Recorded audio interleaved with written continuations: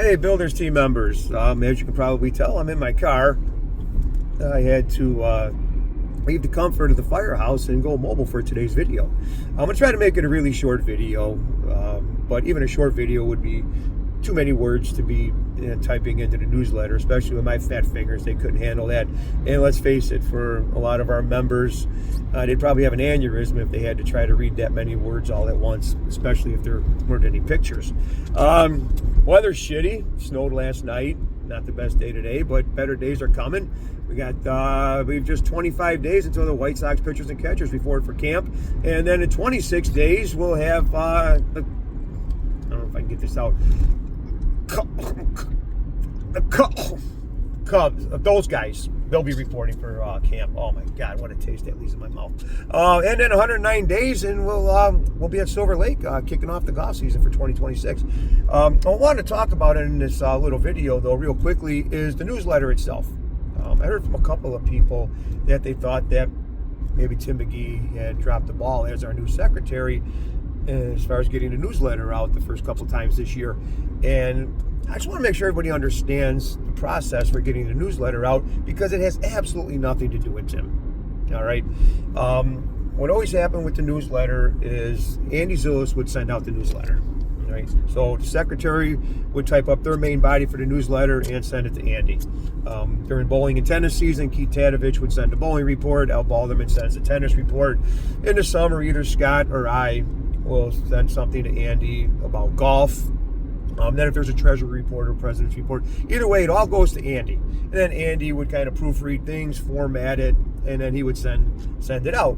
Well, January 1st was the first Thursday of this year, and Andy was in the hospital at that time, and very few, if any of us, knew that he was in the hospital. So that newsletter didn't get out, and then he got returned home from the hospital on Sunday. I believe that's when he went into hospice.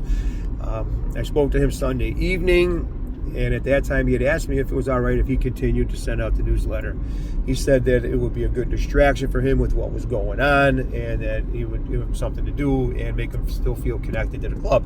So I told him, yeah, absolutely. For as long as he felt comfortable doing a newsletter, that was going to be his. So when the following Thursday rolled around, I just sent him a text message to see if he was going to be able to do it and see if he needed any help with it. He didn't respond to my text messages and didn't answer my phone call. And then it wasn't until the following morning that I found out that Thursday was the day that Andy had unfortunately passed away. And so that was why the delay came in for that. So those are obviously some very unforeseen circumstances that kept the newsletter from getting out when you usually expect it, like we always do on a Thursday evening. Now, for the time being, until we come up with a permanent solution for getting it out, I will be the one putting things together and sending it out. And starting next week, you should start seeing these newsletters on Thursday evening, once again, like we always did. So that's that.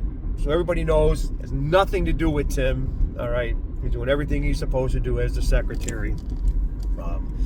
Now, also, I want to talk about dues real quick. All right. It's time for dues, and there's some things that usually get a little confused every year. For starters, here's our dues form. All right. This one is filled out correctly. Gold star for Lee Cass. Right. Lee had no changes to his personal information, so he just put his name on it. And right there's a checkbox, and that says mark X if no changes. All right. So if nothing changed with your personal information, put your name on the form, send it in, check that box, and we know there's no changes. If something changed, if it was your phone number, your address, or whatever, all right. If it's your phone number that changed, put your name on there, write the phone number, and nothing else. Then we know those are the things we need to change. Well, inevitably, what happens every year is people will fill out all of that information even though nothing changed. So what we have to do is we have to cross-reference everything with the members book and see if any of it changes. And if they're not, then we just go ahead and toss it. So please do Dave Jenner a favor. Only fill out the information that's an actual change. Also, though, as far as the roster book, last year somehow when they did the roster book, some people's information either went up or down and became a part of somebody else's information, whether it be an address or a birthday or something. So before you send in your dues, do us a favor, take a look at the roster book, make sure your information is correct. If anything is not correct, then please put it on that dues form, send it in, and we'll get the roster book corrected for this year. Another thing too, anybody who's had to collect dues with the club, and a lot of you have, because a lot of you guys have been officers, or if you've ever just collected money from a large group, it's a big pain in the ass. Let's do Dave a favor and get the dues in as early as possible, and let's make life as easy for Dave as we can. Okay, that's really about it. Not much more than I can say. I'm almost home, so I'll be getting out of the car anyway. We do have the dinner coming up Tuesday. That's on next Tuesday, January 20th.